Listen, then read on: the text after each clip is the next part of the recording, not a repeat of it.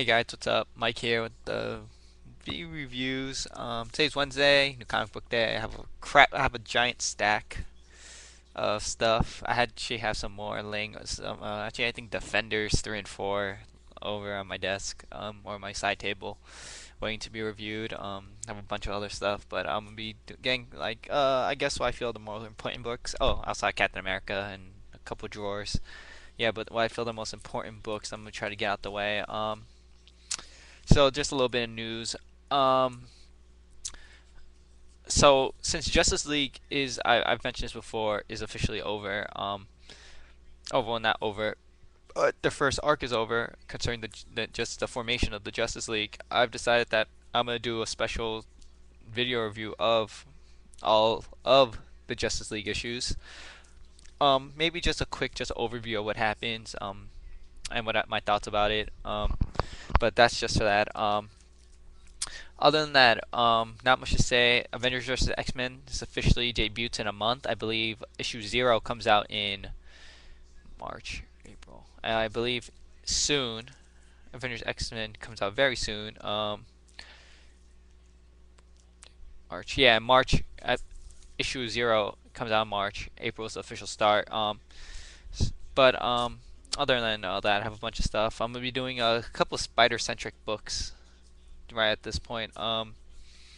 So for this video review, I'm gonna be doing Spider-Man number 682, the beginning of the Ends of the Earth arc, starring the Sinister Six, Spidey versus Sinister Six, and I actually had the fancy variant, the Gabriel the Auto variant, signed by Dan Slott. Actually got signed today. Dan Slott. Bam. So yeah, it's a very nice cover. It's a little pricey, but I had some credit left over at the comic book store I usually go to, so I used the credit towards my book, so I didn't have to actually pay the full price. Um, I might gonna pick up the variants for the rest of the issues. They're all six. There's 6 issues coming out, each with a different Sinister Six on it. Um, so it's maybe, but at this point, I don't know. So Enter the Earth Part One. I've been very looking forward to this very much. This has been set up for a long time. Dan Slott, or just like Marvel has been setting this up. Doctor Octopus, he's been going around kicking the shit out of Marvel's smartest people, the intelligentsia, who are the smartest villains in the world, not including him. Um, he beat down Mr. Reed Richards, Mr. Fantastic. He beat Iron Man. He's already, and in the last issue, the space issue, he sort of set up his final plan. So this issue starts off with Peter. He's in New York doing his Spider-Man thing, and he tells you, and this is a great way to set up the issue. Dan Slott does a great way, especially with this internal monologue. Sometimes Spidey sort of tells how it's hard for people sometimes to tell between villains, good guys and bad guys. And he gives an example. This Equinox. Now, some of you guys don't know Equinox. He's like Iceman plus the Human Torch at the same time. Been a villain. I don't really know a lot about the hero, the dude.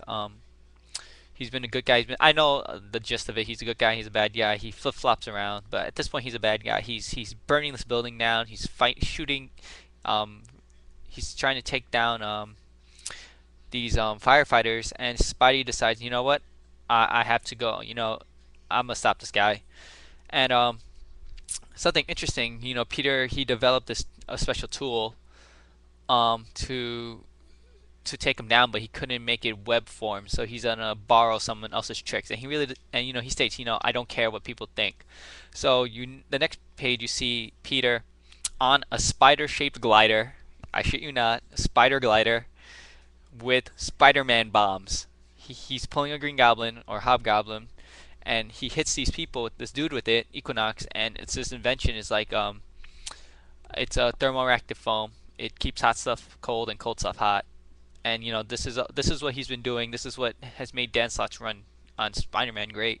It's the sciencey, part. Like not many people did it. Many people forget Peter Parker's a scientist at heart.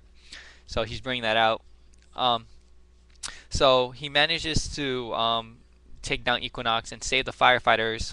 One of them gets her legs broken off because he was frozen, but they bring him to the ER, and Peter's talking to the doctor, and the doctor says, we couldn't have done this without the cryo cubes. And Peter's like, oh, those. Well, the cryo cubes, those are something Peter actually invented. Um, what they do is they instantly freeze something, and then they instantly unfreeze it without doing any damage to the tissue. Another invention that he's been making, like all these inventions he's been like pumping out at Horizon Labs, has been having this practical use, and this is his dream of making a difference in the world, albeit how small as you know simple things like a cryo cube. He helps save lives in essence. He also, no, then we see him walk, and then he sees all the stuff he's designed. The special polymer in his anti-bullet spider suit to use in motorcycles and in helmets and stuff. His noise canceling headphones. He's sort of making a difference in the world. Um, Regardless of how big it is, from headphones to saving lives. That's it. So you see him head back to Horizon Labs to his work. He and he continues. He's like, this isn't the end of it. He has bigger plans, bigger aspirations. He's been preparing for a number of guys, 6 of them, and you see a bunch of boxes in his lab, each with a label on it, for the Sinister Six. He then he discusses, he has a theory about how Sandman powers work, so he's gonna go try it out, see if he can figure it out. But then, there's commotion outside, and he finds out that Jonah's trying to shut down Horizon Labs. Trying to blame not only the whole Spider Island thing, but the future door that almost blew up the city, to just the space station that almost crashed in the last issue. And he feels that Horizon Labs is the menace, and he will do nothing. He's not going to stop trying to take them down.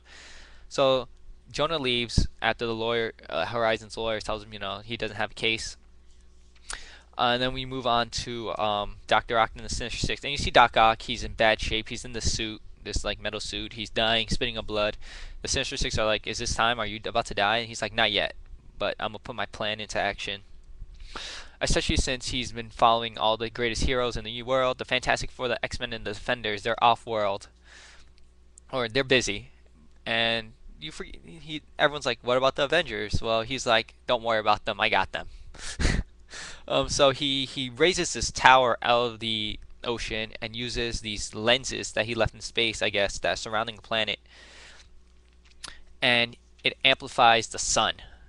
Is basically, and it's like it hits almost the entire globe. And he talks to them. He's like, and he talks to the world. He's like, we're all dying. Some people dying faster than the others, but right now we are all dying. You know why? Because my lenses just make global warming like worse. Um, and Peter and Mary Jane, they're hanging out, getting lunch, and Peter's like, he thought he was stepping up his game in terms of fighting villains, but this is a whole new level. He isn't prepared for this. He wasn't ready for this kind of shenanigans. So Doc Ock really doesn't do this kind of stuff. He usually, Peter explains it. He usually shakes down a mob family, uses their funds, and tries to hold the city for ransom, not hold the entire planet for ransom. This is on a different scale. Um, so we then see he explains, he sped up global warming, and that he's gonna send the solution to reverse it to all the greatest minds in the world, and his plan is to be the hero that preserves the earth for future generations. And regardless of him saying that, you see the Sinister Six behind him, and they have these douchebag like looks on their face. So you just know there's something greater behind this. Um, so Peter runs off to his lab, and he jumps on the train, um, and hears all the commotion. Like, New Yorkers are actually buying into this. Like, oh, I didn't believe in global warming until now. Oh, Doc Ock isn't so bad. He sort of made the trains better. And then Spider-Man came up. All these people are like, let's go for this. So Peter, even at Horizon Labs, his coworkers are just like, have you seen the numbers? This can do something. This could save the world. And he's just like, unbelievable. There's something else going on behind this. Dr. Octopus wouldn't just do this. He has a bigger plan. So so Peter gets all his gear from Horizon and leaves Max. His boss Max sees him and is like, "What's up? What you doing?" He's like, "I promise you no secrets. This is for Spider-Man. I'm gonna go help him out." Max believes that Peter funds Spider-Man or builds all his tech. So they decide to go, and Max knows that Doc Ock is the bad guy. So they go, and they're gonna go. Peter's gonna suit up, and I think this page after he heads back home to his apartment is something that exemplifies who Peter Parker is as a hero. He talks to himself. We can't, as in him and Spider-Man, they're the same guy. Not this time. The stakes are too high. It's time to set Spider-Man up, save the world, rally the troops, save the world. This is it. He's suiting up in his new I guess, he's been preparing to fight the Sinister Six, and this is time to use all his gear and pull out all the stops, be a hero. And then we go to the Avengers mansion, and the Avengers are having I guess a meeting at a table, and Iron Man and Cap are like, you know what? He's a genius. Maybe we should hear him out and run the numbers, because at this point they don't know what to do. Half of the Avengers want to just go beat this dude's face in. The other half are just like, we gotta chill out and look at all the facts. Maybe he is a changed person. Well, then you see Peter come in. He's like, what the hell is this? And he's like, I'm gonna say the only two things you guys need to hear. Avengers assemble, and that's where the issue ends. And this is actually Peter's new suit. Interesting. It's a little Red Hoodish for me. I don't really. I'm not too into it. Hopefully it gets a little bit better. But it's a great issue for me, Spider-Man. So the creative team for this book is Dan Slott, Stefano Caselli, and Frank Martin Jr. Um, I'm so happy. No offense to Giuseppe Camuncoli. I don't really like his art, and I feel Stefano Caselli does the square jaw a lot better. His character's a lot more appealing to me, just the way and just aesthetically, they aesthetically look better. Um, his Spider-Man's a little weird. Honestly, he has this tendency to put these black lines around. The lines around Spider-Man's face, around his white eyes, are a little weird shaped, and his he when he gets like, and he expresses emotion, and you can see it greatly on the mask. It's an interesting take. Not many people do that. It's sort of interesting. Um, I'm up in the air about it. Sometimes I don't like it. Sometimes I like it. Depends on the situation. But in terms of art, great artwork. Not much Spider-Man-y action. It's just a setting up issue, but great setting up issue. Um, it's just so just like crazy and out there. This whole plan of Doc Ock's to just nuke the world, and if no one listens, to throw their what to what to do.